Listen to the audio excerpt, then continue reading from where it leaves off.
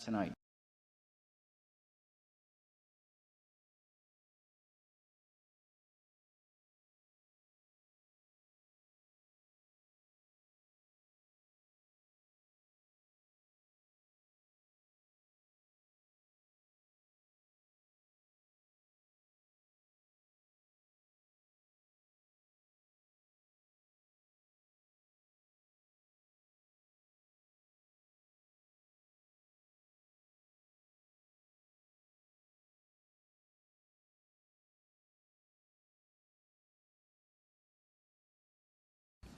If I may, I left Monday night's meeting exhausted. Of course, that goes along with being an octogenarian. And I also felt very guilty. My conscience kept bothering me that I was sacrificing my principle, my integrity, for conciliation and compromise. So I spent the last couple days really thinking about that. And more importantly, I spent the last couple days reaching out to old friends of mine from my 35 years as an educator who have gone on to be superintendents, business managers, directors of intermediate units, and we went over the whole policy. Let me go on record. I am in favor of an RCO. I am absolutely opposed to the way it's written now. Everyone I spoke to found two clauses specifically egregious, the one about the apprentice program and the one about not excluding the general contractor. I really thought about that hard, and then I realized, well, wait a minute, our administration's against it. Our architects against it. Our consultants are against it. 99% of the school districts in Pennsylvania don't have it. So why do we? And then it occurred to me that we're starting to be near a very slippery slope where outsiders are recommending to us what to do and which contractors to hire. The policy is discriminatory, it eliminates competition in bidding, it's exclusionary, all the things that we teach our kids not to do. The next thing that happens that outsiders will tell us, well, they have friends who are teachers who are looking for a job. What can you do about that? I've lived through this as an educator. And then they will tell you which superintendent you may hire.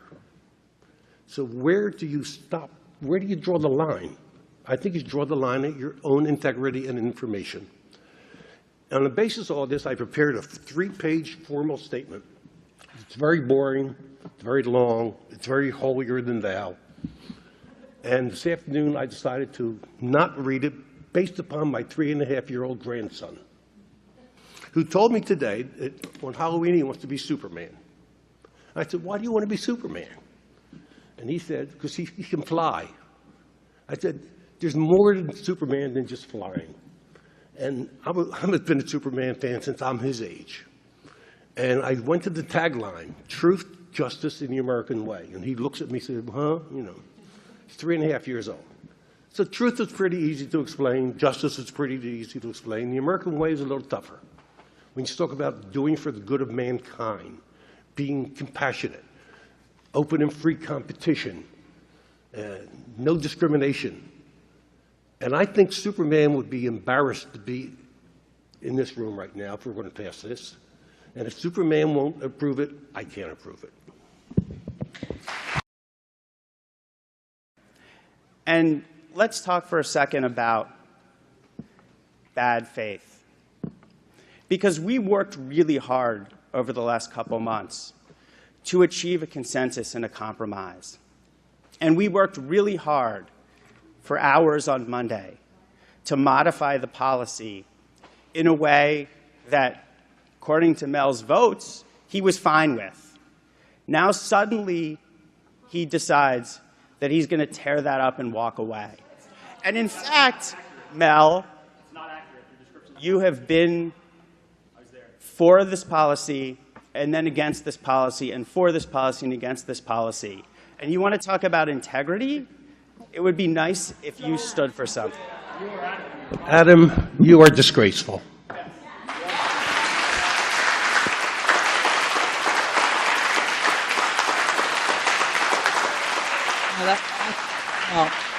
I have specifically, during all this controversy, not attacked anyone personally. As board members, we should show respect. And I am. And You think I was just showing respect? I was attacked personally Adam for expressed being bright enough to change my mind. no, he's How not. can a person expect respect from the community if he shows disrespect right to a board No, member? he wasn't. I don't understand I didn't that. hear disrespect. No, I have to. I have Then you better listen better.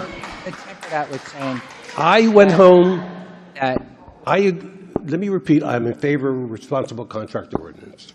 I am against two specific clauses in it, which I find exclusionary, discriminatory, and harmful to the school district. and that's fair.